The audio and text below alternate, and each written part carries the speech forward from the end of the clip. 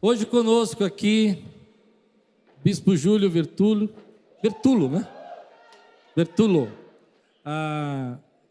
É uma pessoa que é amigo de um amigo. E através desse amigo que eu conheci, que foi o reverendo Hernandes Dias Lopes, que falou dele para mim, falou, traz um dia aqui o bispo. E hoje, graças a Deus, depois de algumas tentativas, né? A gente conseguiu. Muito bom. Estenda sua mão para cá. Ore pela vida dele, abençoe a vida dele, ele vai trazer a palavra para você.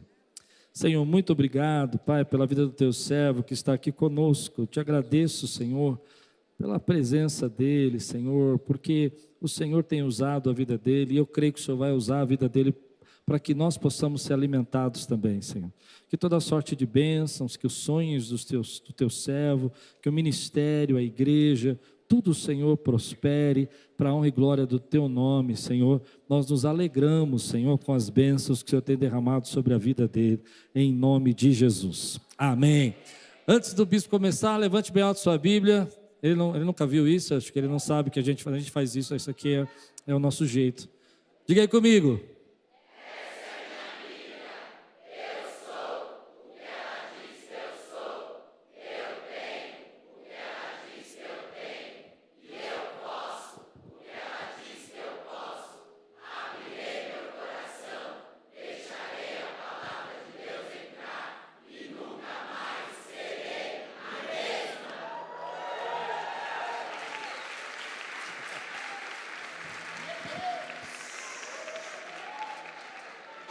Fica de pé mais um instantinho, vai.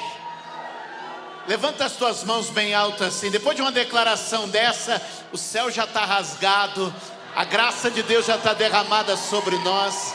E eu declaro toda a bênção, favor sobre você, sua família e sua casa. Que o Senhor realize os sonhos, que daqui para o fim do ano o que faltou vai sobrar. Que as batalhas iniciadas vão ser terminadas e um tempo novo está chegando. Que a graça e o favor se confirme na tua vida e nos teus. E que daqui transborde até lá no teu lar, no teu trabalho.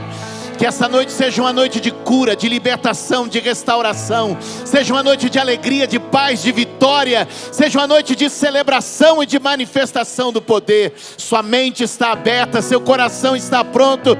E eu creio, Deus há de fazer milagres. Nós somos a igreja e as portas do inferno jamais prevalecerão.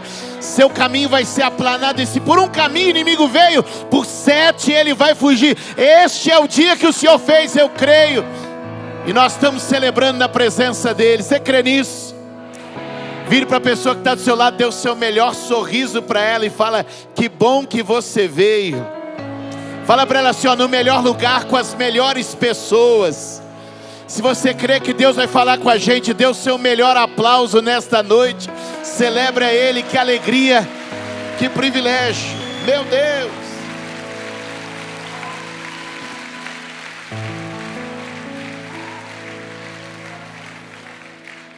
Glória a Jesus, pode sentar. Que honra, que privilégio, que alegria estar aqui. Depois de algumas tentativas de ajustar a data, deu certo. Que bênção, pastor, obrigado, pastora, família, que alegria poder estar aqui com vocês. Pega a tua Bíblia, abra ela comigo no Evangelho de Marcos, no capítulo de número 6. Eu estava com uma palavra no meu coração e de repente o Espírito Santo começou a me incomodar e me direcionar a um outro texto. Eu falei, Senhor, e o Espírito Santo confirma todas as coisas. E aí de repente o pastor pede para abrir um texto que fala exatamente o que eu queria pregar. Deus prepara uma mesa no deserto. Vire para alguém e diga, Deus está preparando uma mesa abundante no seu deserto. Você crê nisso? Você crê nisso?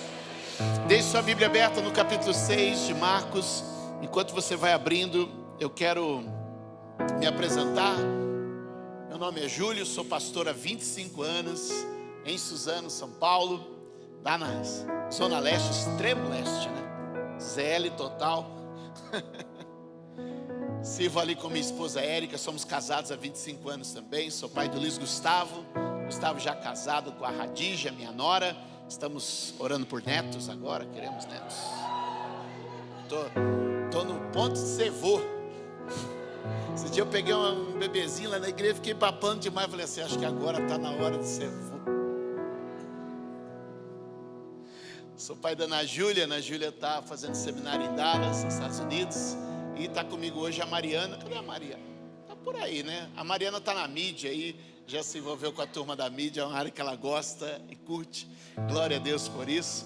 Somos uma família que servimos ao Senhor com alegria. E é um privilégio estar com vocês aqui hoje.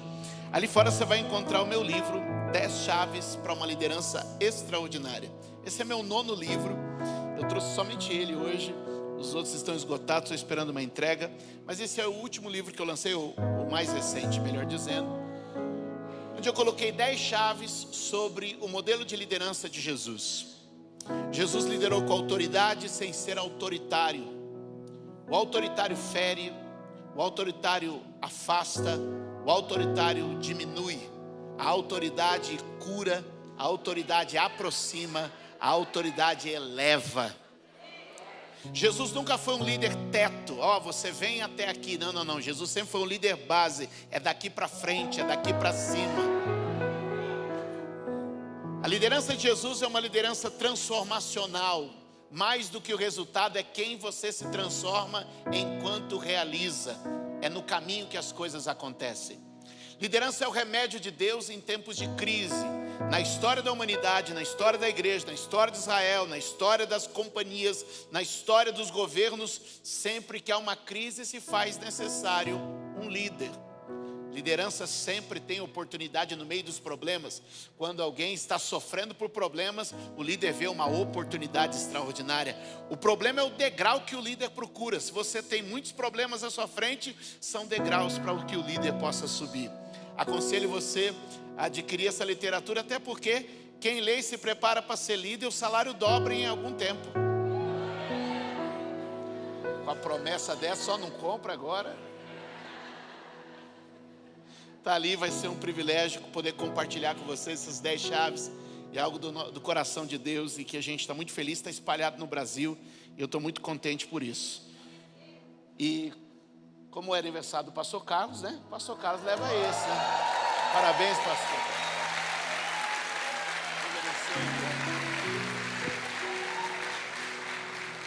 Aleluia. O pessoal me trouxe 3 livros para apresentar. 2 eu já sabia, para quem ainda estava procurando o 3º. Aí, aniversariante, leva fácil. Vamos fazer a leitura? Marcos capítulo 6, a partir do verso 30. Eu vou fazer a leitura um tanto extensa. Vou ler a passagem toda. Mas eu entendo que ler é um investimento. Posso ouvir um amém? Não é papo de quem vende livro, mas Deus escolheu se comunicar através de um livro. Quem lê fica mais inteligente. Quem assiste um vídeo recebe a informação pronta. Quem lê precisa processar. Ou seja, quem assiste um livro não tem participação na construção da mensagem, envolvimento com a mensagem. Agora, quem lê, a mensagem é concluída dentro dele. Porque é quando você lê que você vai dar a cor, o tom, a voz, o ambiente, o cenário. Ou seja, a leitura faz sua mente construir. Então ler é bom. E por que eu quero falar sobre ler um pouco mais? Que às vezes acontece de nós pregadores, dizemos assim, quando vão ler o texto mais extenso, dizer assim, olha, desculpa por ler tanto. Ou a gente justifica por ler tanto. Eu penso que a igreja às vezes tenta parecer com o templo. O templo era um lugar de sacrifício, o templo era um lugar de liturgias, mas a sinagoga era um lugar de leitura. Eu penso que a igreja deveria parecer mais com a sinagoga, um lugar de leitura e estudo da palavra, mais do que liturgias e rituais. Então eu queria ler com vocês a partir do verso de número 30, esse texto que todo mundo já conhece. Vamos lá? Verso 30, a partir então, diz assim: os apóstolos reuniram-se a Jesus, eles relataram tudo o que tinham feito e ensinado. Havia muita gente indo e vindo, ao ponto de eles não terem tempo para comer. E Jesus lhes disse: Venham comigo para um lugar deserto e descansem um pouco. Então, eles se afastaram num barco para um lugar deserto, mas muitos dos que os viram retiraram-se, tendo reconhecido, correram a pé de todas as cidades e chegaram lá antes deles. Quando Jesus saiu do barco, viu uma grande multidão e teve compaixão deles, porque eram como ovelhas sem pastor. Então começou a ensinar-lhes muitas coisas. E já era tarde, e por isso seus discípulos aproximaram-se dele e disseram: este lugar é deserto e já é tarde. Manda embora o povo para que possa ir aos campos e povoados vizinhos comprar alguma coisa para comer. Ele, porém, respondeu: deem-lhes vocês algo para comer. E eles disseram: isso exigiria 200 denários? Devemos gastar tanto dinheiro em pão e dar-lhes de comer? Perguntou ele: quantos pães vocês têm? Verifiquem. Quando ficaram sabendo, disseram: 5 pães e 2 peixes. Então Jesus ordenou que fizessem todo o povo assentar-se em grupos na grama verde. Assim, eles se assentaram em grupos de 100 e de 50. Tomando os 5 pães e os 2 peixes, e olhando para o céu, deu graças, partiu os pães e em seguida entregou aos seus discípulos para que servissem o povo. E também dividiu os 2 peixes entre todos eles. Todos comeram e ficaram satisfeitos, e os discípulos recolheram 12 cestos cheios de pedaços de pão e de peixe, e os que comeram foram 5.000 homens.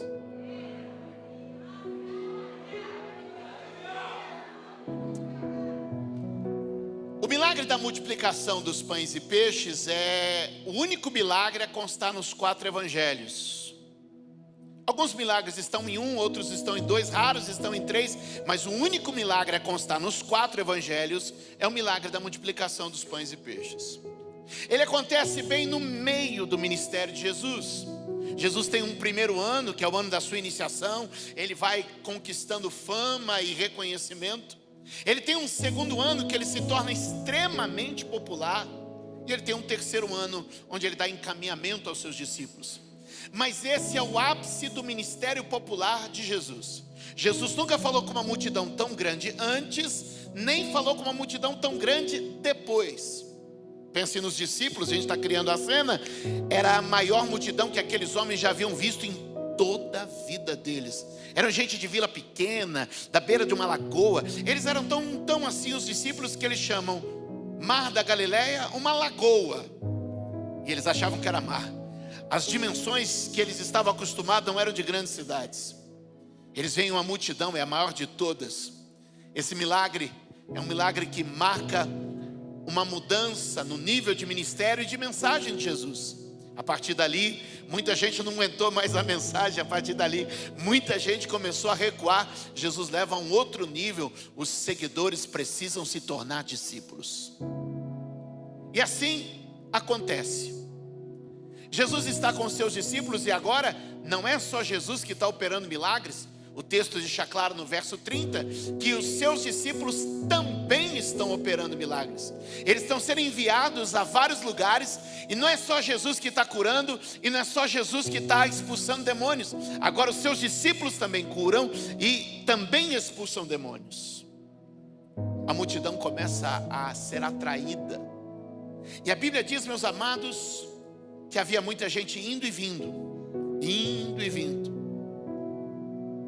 até que chegou um ponto em que eles não tinham tempo nem mesmo para comer. Eles não tinham tempo para descansar, não tinham tempo para parar, porque a atividade era tamanha. Gente chegando, gente indo, gente chamando, viajando, marcando, agenda super apertada. E de repente Jesus percebe que os seus discípulos precisam de um descanso. Embora seja impossível entrar nesse texto e não falar de multiplicação, eu queria pregar sobre você, sobre hoje, sobre aprender a descansar no Senhor. Segure na mão de alguém, aperte assim e diga: a graça nos traz descanso. Segure na mão deles e diz assim, diga: o teu descanso é independente de local, condição, e circunstância, a graça te deu descanso.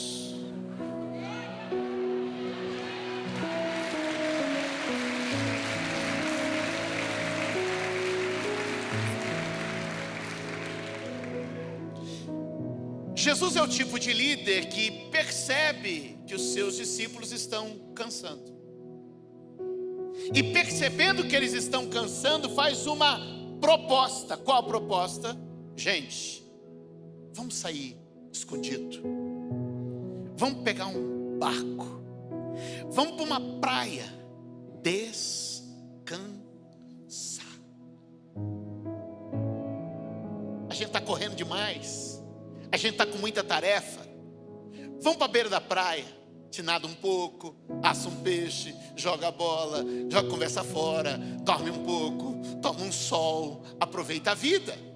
Já tem gente dando glória, já tem que fazer planos. CVC está parcelando.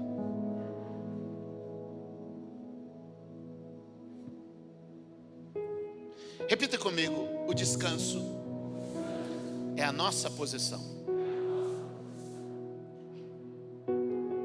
Se a gente pensar um pouco, olhando para a criação, Deus cria o mundo em 6 dias e no 7º dia. Deus cria o mundo em 6 dias e no 7º dia. Mas Isaías vai dizer para mim e para você que Deus não se cansa. Vire para quem está ao seu lado e diga assim: se Deus não se cansa, por que Ele descansou?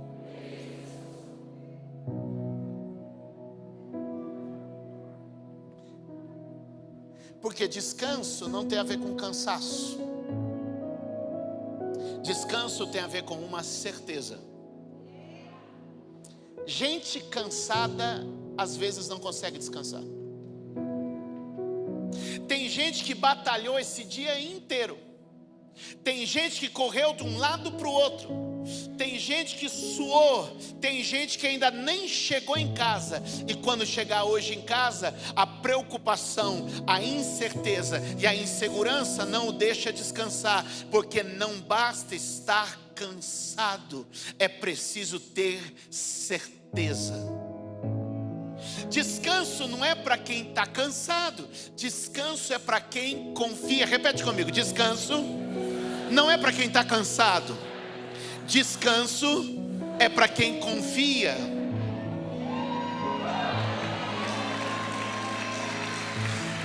Gente em crise de fé não descansa por mais cansado que esteja. Gente que não sabe como vai pagar a conta amanhã. Gente que não sabe como é que vai honrar a folha de funcionário. Gente que não sabe como é que vai resolver o problema de saúde. Ele não descansa por mais cansado que esteja, porque a dúvida o incomoda toda a noite. Ele vira de um lado, vira do outro e não tem paz para dormir. Eu quero te dizer hoje: só descansa quem confia. Levanta a mão e grita comigo: só descansa quem confia. Deixa eu contar uma história rápida. Eu estava alguns anos atrás, uns 15 anos atrás, acho, 15 mais. Eu estava pregando em uma cidade do interior de Rondônia.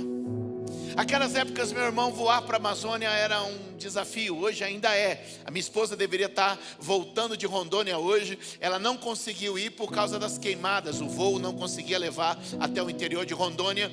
E aí ela não pôde ir. Bom, eu estava viajando para lá, cheguei, viajei. E quando você chegava lá, nessa região do país, o acesso era mais difícil. Então quando você chegava, eles tiravam o seu couro. Eu cheguei na sexta-feira à tarde e eu preguei sexta à noite, sábado de manhã, sábado de tarde, sábado de noite, domingo de manhã, domingo de tarde, domingo de noite. E domingo de noite, quando termina, o carro já ficava assim na porta de saída. Você saía do púlpito, já ia para o carro para cruzar de novo e ir até Porto Velho para pegar um voo para estar em São Paulo.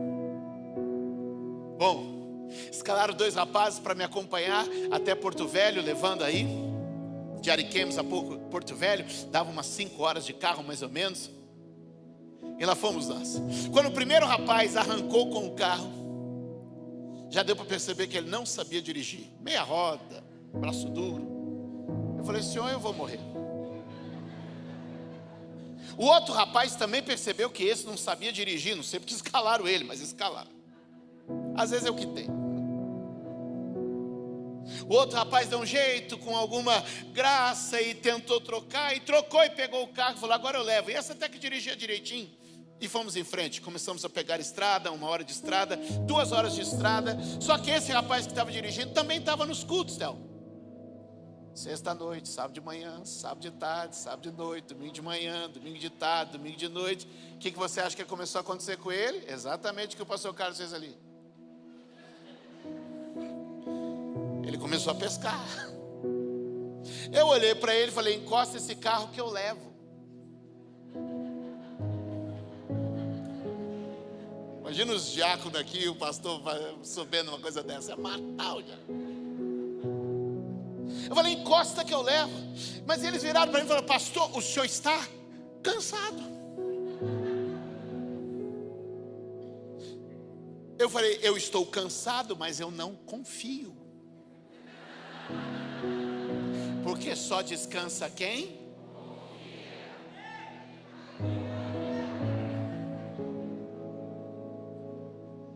Deus não se cansa, mas descansou, porque estava tudo pronto. Quem sabe que está tudo pronto? Quem sabe que está tudo feito? Quem sabe que tudo foi realizado? Quem sabe que tudo está consumado? Quem sabe que na cruz houve um brado tetelestai, feito mais que feito, acabado mais que acabado, pronto mais que pronto, pode entrar em uma época de descanso. Levante a tua mão, porque eu vim profetizar a você. Jesus continua ainda hoje nos convidando ao seu descanso.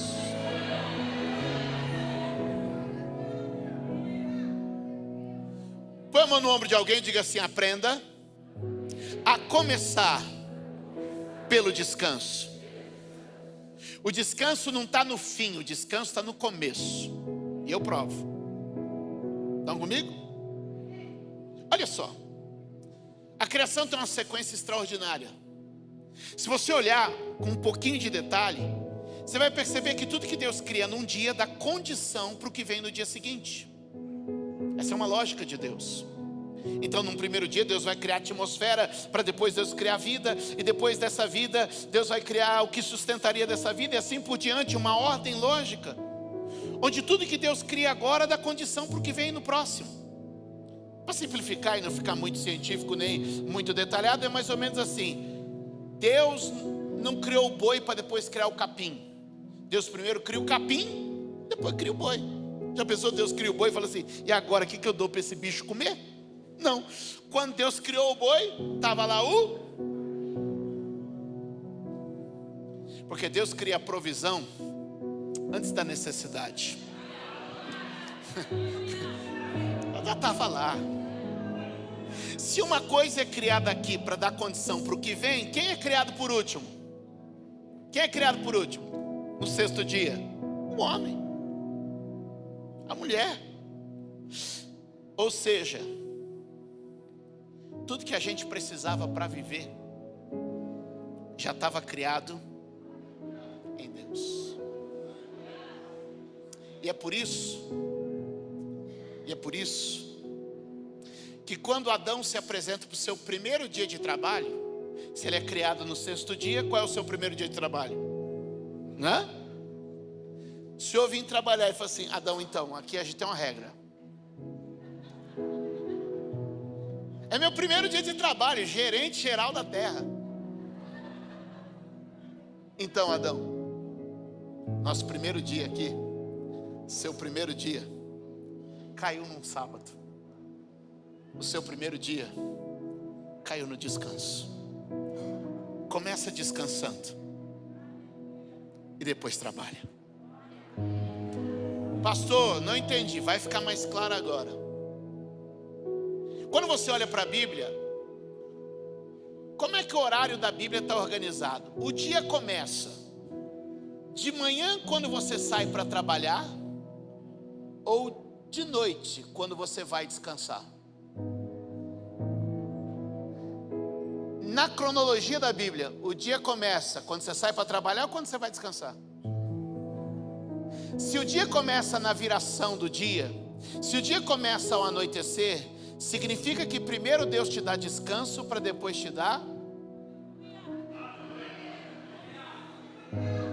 O que eu quero dizer para você é que Deus está te dando o seguinte: primeiro você confia, primeiro você descansa, e depois você vive tudo que eu tenho para você.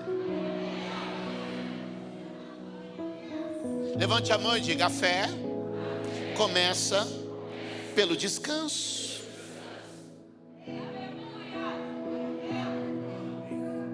Olha só, o choro dura uma, mas a alegria, quanto tempo dura uma noite?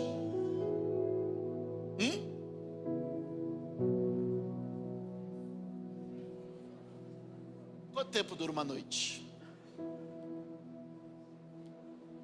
Depende do quê? Da sua capacidade de descansar. Para mim, uma noite dura 1 segundo. Já passou? Meu Deus! Porque quem descansa não vê a noite passar. Agora o ansioso levanta, vai, e a noite dura uma eternidade. O choro dura uma noite. E para quem aprende a descansar, a noite é bem rapidinha. Deus vai te ensinar a descansar. Jesus está te convidando ao descanso. Vinde a mim, vós que estáis cansados. Jesus é um convite aos cansados. E aquela manhã maravilhosa, Jesus disse aos discípulos: entra no barco, atravessa e vamos para aquela prainha que só a gente sabe. Vamos para aquele lugar que só a gente conhece. E lá a gente vai descansar. Imagina o ânimo e a alegria dos discípulos entrando no barco agora, atravessando o mar, já visualizando, vai ser tempo para pescar, jogar bola, conversar, estar com Jesus, curtir o dia com Ele, vai ser maravilhoso. Mas conforme eles estão atravessando o mar, de repente eles começam a chegar perto da praia, e eles começam a olhar para aquela praia. Ô João, você está vendo? Estou, Pedro. Parece que tem um bocado de gente naquela praia, né? Parece que sim. E aí o barco aproxima mais um pouco, e de repente eles percebem que tem uma multidão na praia. Essa é uma dúvida que eu tenho. Quando eu chegar no céu, eu vou perguntar, porque a Bíblia diz que eles saíram de barco e o povo foi a pé correndo em volta do lago e chegaram primeiro. O que era? Um grupo de queniano que saiu correndo, uma maratona? Eu não sei.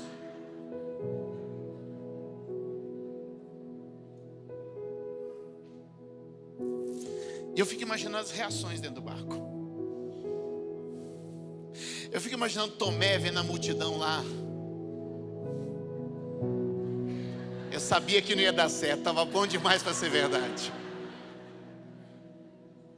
Os mais antigos vão lembrar daquele filme Férias Frustradas. É só os bem antigos. Eu fico imaginando Pedro. Não, se eu fico sabendo que entregou que a gente vinha para cá, eu corto uma orelha. Tipo coisa assim. Diz uma literatura apócrifa que foi Judas que tirou uma selfie e falou: partiu praia. E marcou o lugar. Dizem, não sei. Mas o fato é que ao chegar na praia, tem uma multidão. Sabe aquela multidão que eles estavam fugindo? Estava lá esperando eles.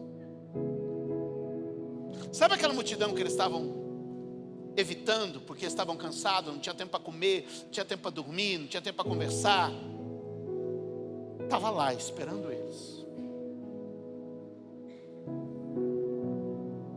E quando você começa a olhar essa multidão, tem 3 características nela que eu preciso que você note.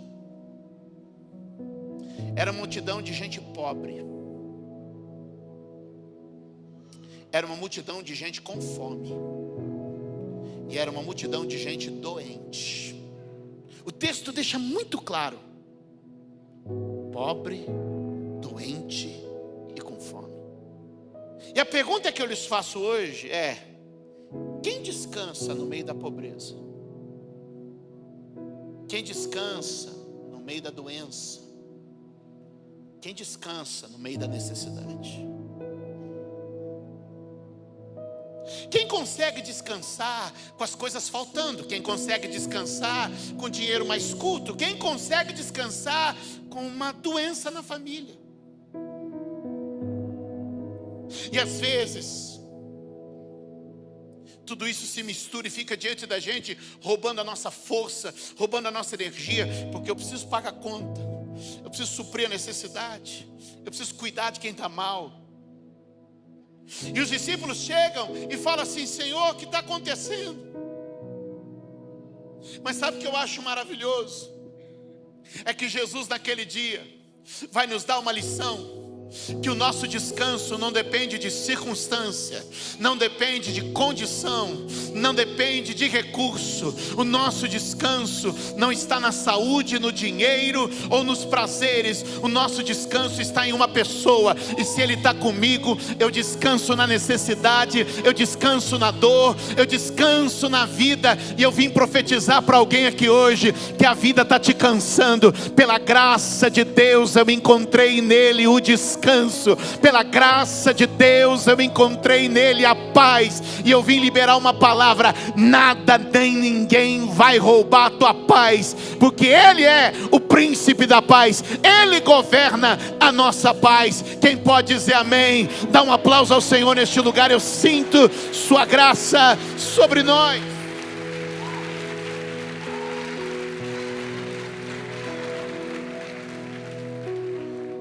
Porque sabe que a grandeza da mensagem é que Jesus não diz: vamos dar meia volta e vamos procurar um outro lugar para descansar.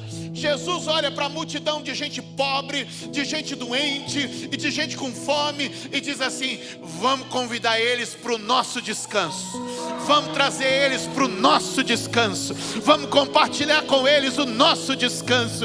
E é por isso que eu quero te dizer a você que hoje está aqui nessa casa, veio frequentar, veio visitar a igreja, veio assistir um culto. Você cruzou as portas para participar do descanso de um povo que serve a Deus e nele tem plena confiança.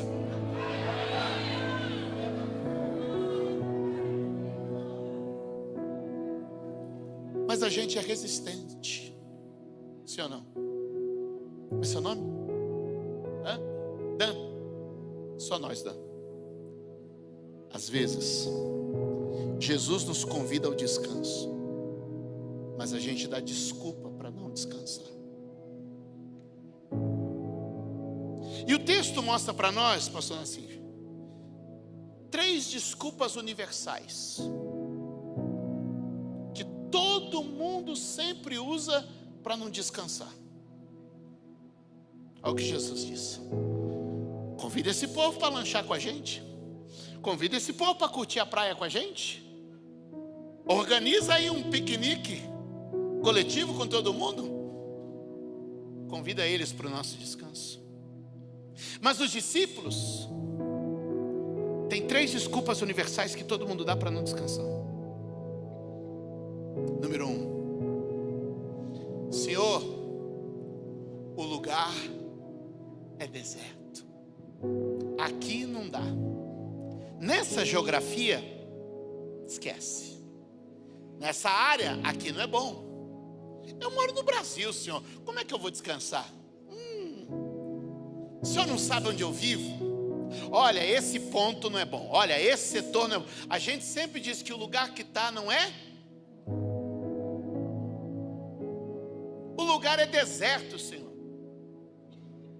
E a gente fica colocando sobre o lugar um estigma. Não, porque o setor para onde me transferiram da empresa, aqui não tem paz. Outro dia eu fui orar na sala do diretor de uma empresa, e ele me convidou, cheguei, entrei lá, uma grande companhia internacional, e a gente orou junto, e aí ele falou assim: pastor, eu quero que o senhor ore nessa sala, porque eles estão chamando essa sala de NASA. Falei, NASA, eu pensei que ele ia mostrar alguma coisa de tecnologia super importante. Eu falei, como assim, NASA? E ele disse assim para mim, todo mundo que assume essa sala vai para o espaço.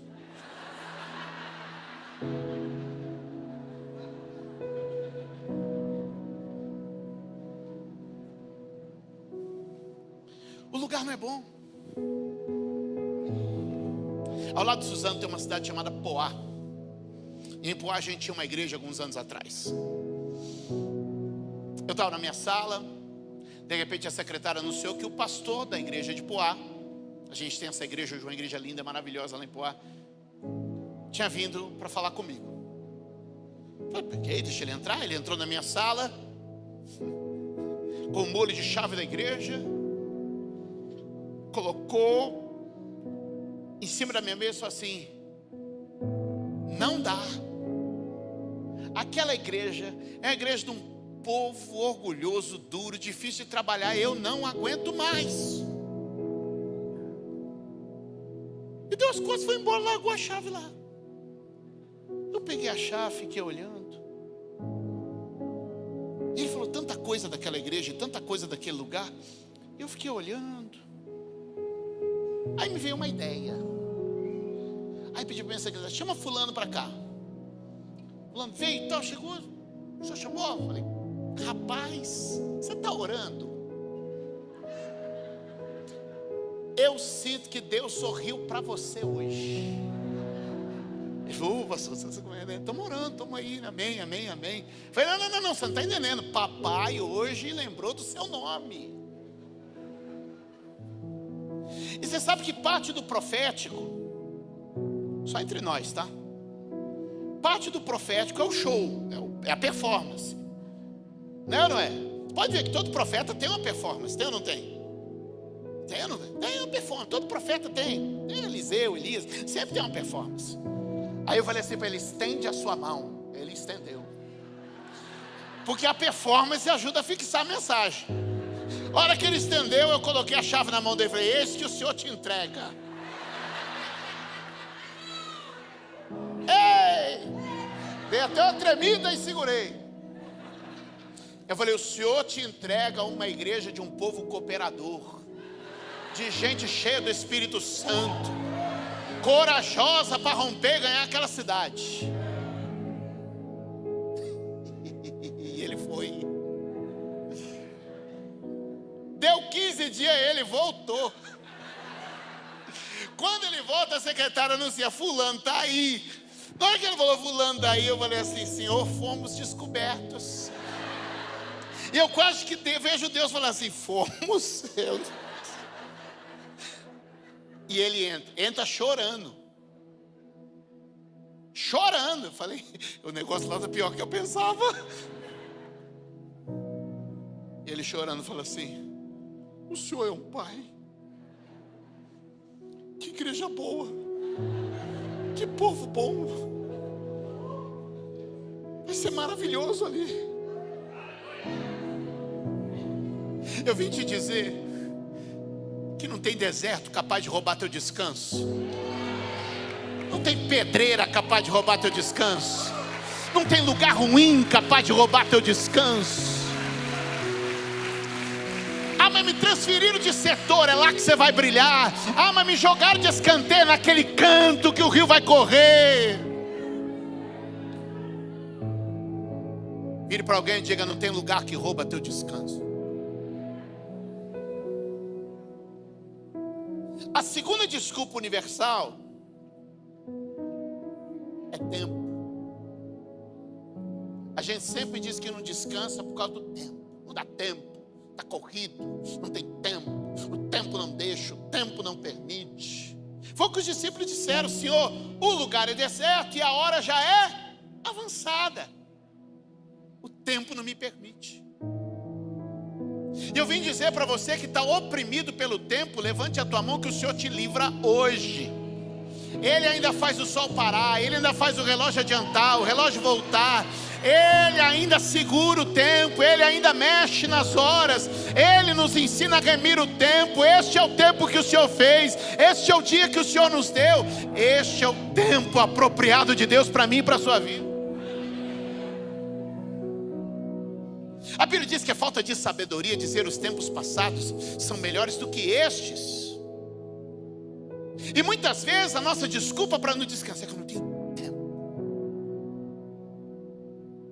O tempo te sufoca, o relógio te sufoca, a agenda te sufoca. E Ele está te dizendo: ei, descansa. Trabalha 6 dias, descansa. Tira uma folga. O 7º ano deixa a terra respirar. E o que Ele fazia para eles poderem ficar 1 ano sem plantar? Mandava colheitas em dobro. Mas Deus sempre deu condição para descanso. Segura na mão de alguém e diga assim: ó, não tem lugar nem agenda que rouba o teu descanso. Porque o meu descanso não é uma condição, o meu descanso não é um calendário, o meu descanso é uma pessoa. E se Ele está comigo no deserto, no fim do dia, eu ainda vou descansar. A terceira desculpa universal que está no texto, ó: o lugar é deserto, a hora é imprópria e o dinheiro que tem não dá. Eles fizeram a conta. Quanto precisa para todo mundo comer? Para todo mundo comer vai dar uns 200 denários.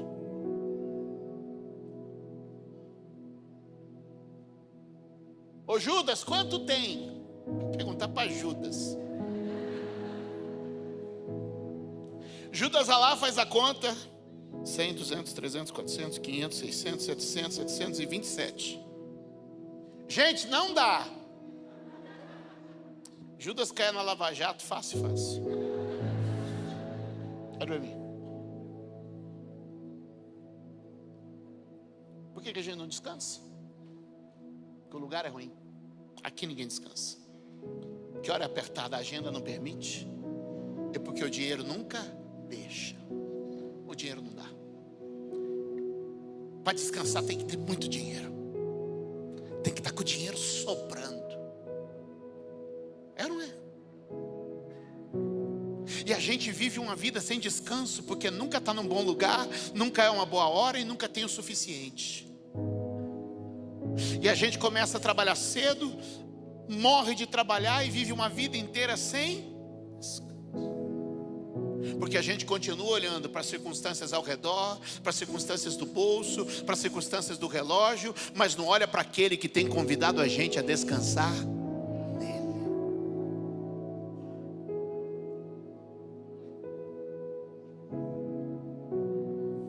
Quanto da tua vida, de fato, você tem desfrutado do descanso que o Senhor dá? E quanto da paz que Ele concede a gente tem aproveitado na vida?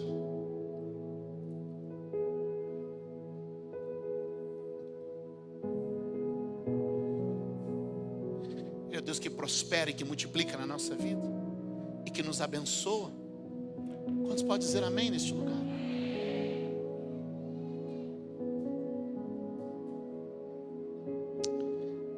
Às vezes a gente pensa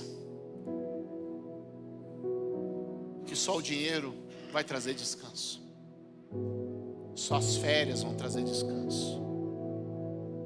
E Jesus está te dizendo hoje: é possível descansar no meio do caos, da dor, da fome e da necessidade. Eu não sei como é que você chegou aqui hoje, mas eu sei de uma coisa: esse Jesus tem descanso para você. Esse Jesus tem descanso para sua casa. Esse Jesus tem descanso para sua vida. Sabe como Jesus lida com aquilo tudo? Para que o descanso não lhe seja roubado, Ele tem uma série de atitudes que transbordam no meu coração. Porque a primeira pergunta que Jesus faz para a sua casa é: quantos pães tem? Nota que não é quantos pães faltam, é quantos pães. A pergunta não é quanto pão está faltando, é quanto pão tem. Porque o teu descanso não está no que te falta, o teu descanso está naquilo que você. Porque quando você condiciona o teu descanso ao que te falta, sempre vai te faltar. Mas quando você propõe a descansar no que tem, Quando o seu descanso está no que falta, está sempre faltando. Mas quando o seu descanso está naquilo que tem, pode acreditar, meu irmão, pode acreditar, minha irmã, ninguém nunca mais rouba o teu descanso. Jesus não perguntou quantos pães estão faltando, Jesus perguntou quantos pães tem. O profeta Eliseu não perguntou para a viúva, o que está faltando na sua casa? Ele perguntou para ela, o que você tem em casa? A pergunta para você de casa não é o que falta, é o que tem aí. Porque o que tem aí é o começo, é a semente, é o início. Alguém comigo aqui nesta noite para dar um glória a Deus? Levanta a tua mão e grita comigo, não é com o que falta, eu descanso com o que tenho.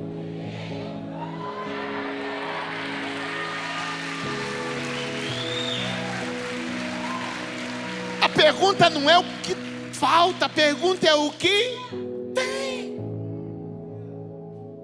Porque ele não trabalha com o que falta, ele sempre trabalha com o que é, com o que tem. É com o que tem. Vai comprar o imóvel? Ai, Deus manda um milionário para entregar o dízimo. Não vai. É com o que tem.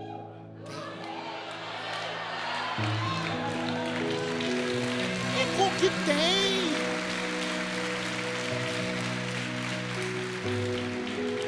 Não, é que quando eu ganhar na Mega Sena, não vai.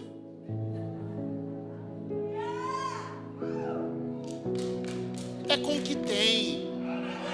É com o que tem que a gente surpreende o mundo. É com o que tem que a gente faz o extraordinário. É com o que tem que Deus prospera, multiplica, acrescenta, transborda. É com o que tem que eu descanso. É com a mulher que eu tenho que eu descanso. É com os filhos que eu tenho que eu descanso. É com a igreja que eu tenho que eu descanso. É com o pastor que eu tenho que eu descanso. É com o trabalho que eu tenho que eu descanso, porque o meu descanso é uma pessoa que não me deixa, é uma pessoa que me acompanha. O meu descanso é Ele.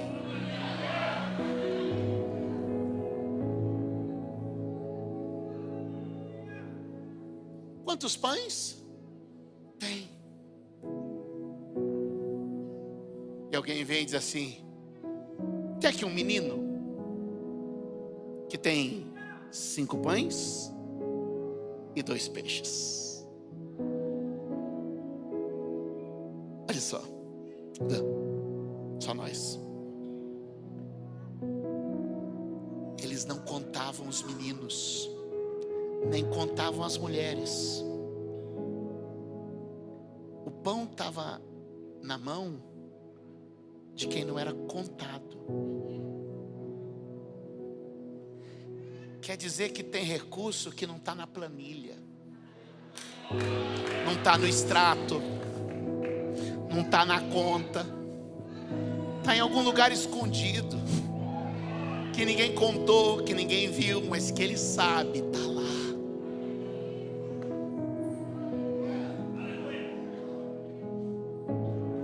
O pão estava na mão de quem não é contado.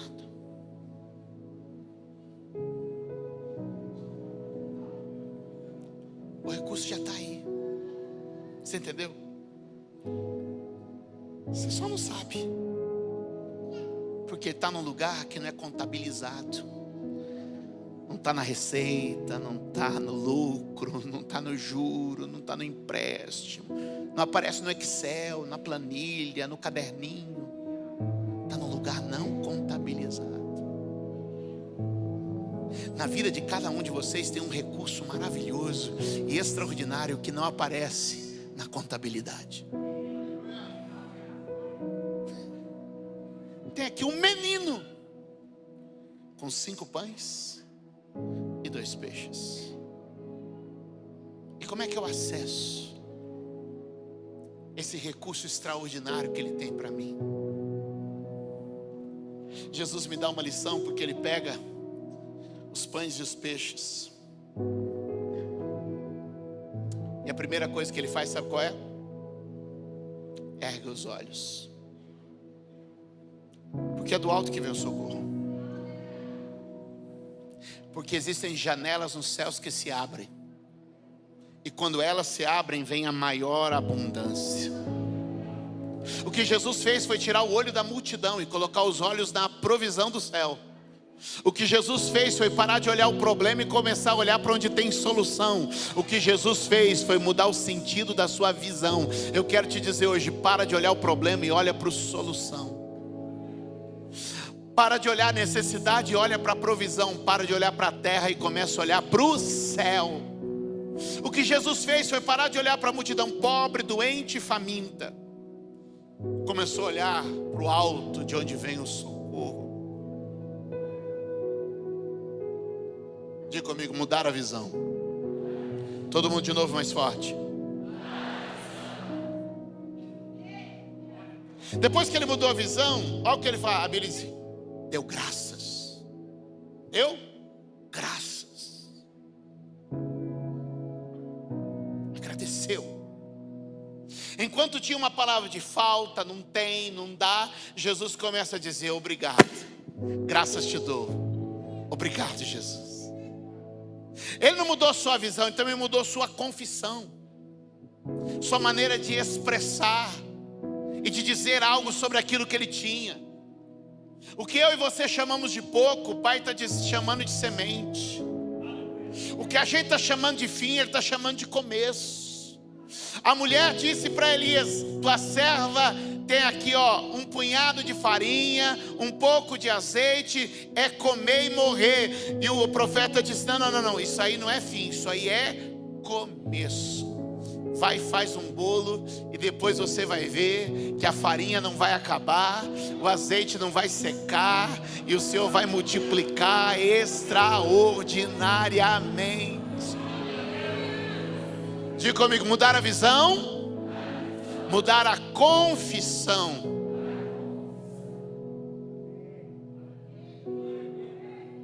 Qual a terceira atitude? Jesus olha para o céu, Jesus dá graça, e Jesus começa a distribuir. Até ali era a gente tentando juntar, mas agora é alguém indo espalhar. Mais bem-aventurada coisa é dar, é multiplicação. Ele mudou o sentido. Quem está necessitado quer que venha. E ele diz assim, não, quando a gente estiver necessitado, a gente vai dar, a gente vai doar, a gente vai abençoar, porque é doando, dando, abençoando que a gente prospera e multiplica. Ele muda o sentido. Em vez das coisas virem a nós, elas sairão de nós. É assim que você se torna abundante. É assim que você se torna abençoador. E Deus te chamou aqui a esse lugar hoje para te dizer, no deserto, na hora ruim, com pouco recurso, você é aquele que distribui, você é aquele que abençoa, você é aquele que dá mais ainda. Alguém pode dizer amém? A Bíblia vai dizer o seguinte, quero irmãos, 2 Coríntios 8, quero irmãos que conheçam a graça de Deus dada às igrejas da Macedônia, que na sua absoluta pobreza e prova de tribulação, superabundou em riquezas da sua generosidade. Existe uma graça que opera no meio da necessidade, que nos torna superabundantes. Mas o que mais impressiona, e eu termino, para a gente não ficar muito tarde. Ai, que amor que vocês são. É que o pão vai sendo distribuído. E de mão em mão, aumentando. E de mão em mão, aumentando. E de repente, Jesus que programou descansar com 12, está descansando com milhares. E milhares vão encontrando sua paz, sua provisão e seu descanso. E um a um vai ficando satisfeito, e satisfeito, e satisfeito, e satisfeito, e satisfeito, até que a Bíblia diz que todos estavam saciados. Porque quando Jesus nos convida ao descanso, meu amado irmão, cada um de nós vai sair daqui saciado, abastecido e abençoado.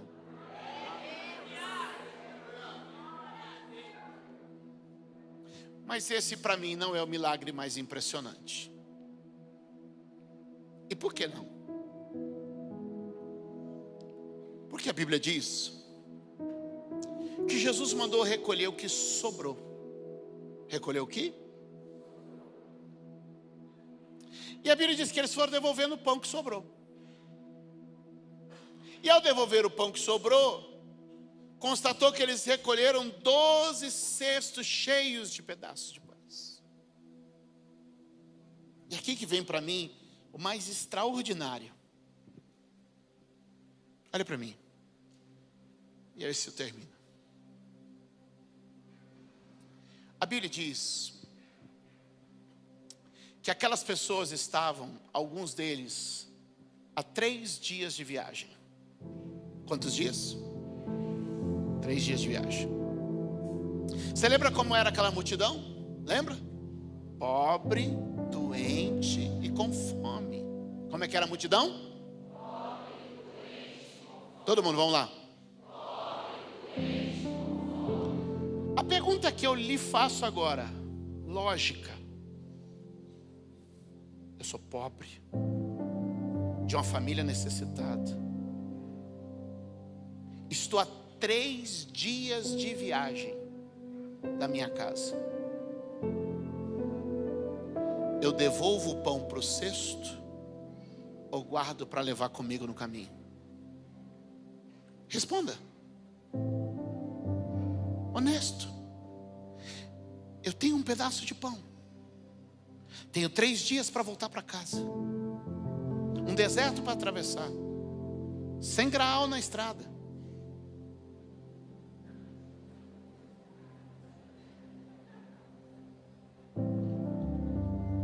Eu devolvo o pão para o cesto ou guardo aquele pedaço para o caminho?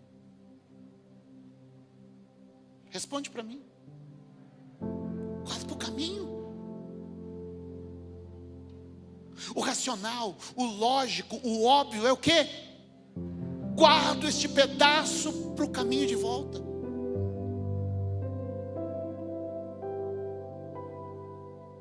A não ser que eu tenha encontrado aquele que olhando para mim diz assim: não andeis ansiosos pelo que havei de comer, pelo que havei de beber, pelo que havei de vestir. Não vos preocupeis, pois, com o dia de amanhã. Olhai, pois, as aves do céu.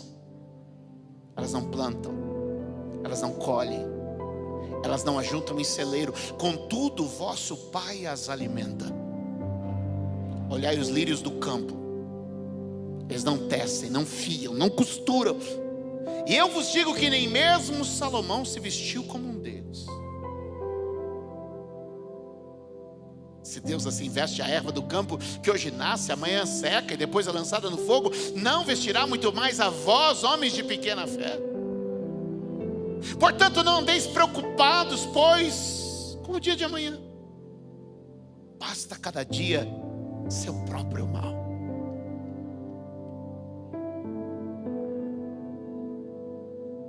Os ímpios estão preocupados com todas estas coisas, mas o vosso Pai Celestial bem sabe que necessitais de cada uma delas. Olha para mim. Portanto, buscai em primeiro lugar o reino de Deus e a sua justiça, e todas estas coisas vos serão acrescentadas.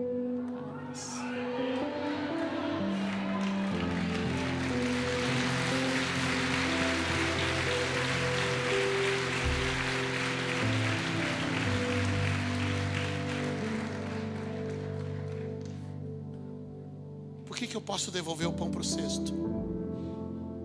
Porque eu sei que amanhã esse Jesus que eu conheci proverá de novo, e de novo, e de novo, e de novo, e de novo, E de novo, e de novo, e de novo, e de novo, até que eu chegue em casa. E Ele vai prover minha vida hoje, vai prover minha vida amanhã e o próximo ano, até que eu chegue em casa. E eu não estou falando da minha casa na rua Geraldo Lopes, no conjunto residencial Suzano. Eu não estou falando da tua casa aqui na Lapa, ou em Perdizes, ou na Barra Funda. Eu estou falando da tua casa. Até o dia que você chegar em casa, vai ter pão de novo, de novo e de novo, porque Ele é teu pastor e não deixará faltar.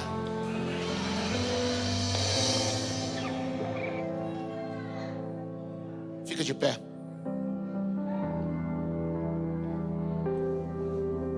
Aos que descansam com a promessa do INSS, aos que descansam com a promessa de um político, aos que descansam com a promessa de um fundo de investimento, aos que descansam com a promessa de um salário ao início de cada mês. Mas eu e você podemos descansar em algo além, inabalável, imutável. Hoje Deus te trouxe aqui para que você conheça o descanso da graça de Deus. Não é pelo que fizemos, não é pelo que merecemos, simplesmente porque Ele é generoso e abundante, e sua graça abundante está sobre nós. Você pode levantar suas mãos e dizer comigo: eu creio que o Senhor provedor está neste lugar, e eu afasto de mim a preocupação, a ansiedade e o medo, pois na minha vida Ele não me faltará, e eu sei que a abundância da graça transborda sobre mim e sobre a minha casa. Nele eu encontrei descanso, e nada, nem ninguém pode me afastar desta paz que só Ele traz. Quem crê nesta vitória, diga amém. E dê um aplauso bem forte ao Senhor, e celebra Ele neste lugar, e dê glória a Deus aqui hoje, pois o Senhor abundante está aqui. E Ele está te dizendo: não andeis preocupado com coisa alguma, não andeis ansiosos por coisa alguma. Dá um abraço a alguém e diga: nele você pode descansar. Diga para ele: confia e descansa, confia e descansa. Privilégio estar com vocês, que alegria servi-los. Até uma próxima.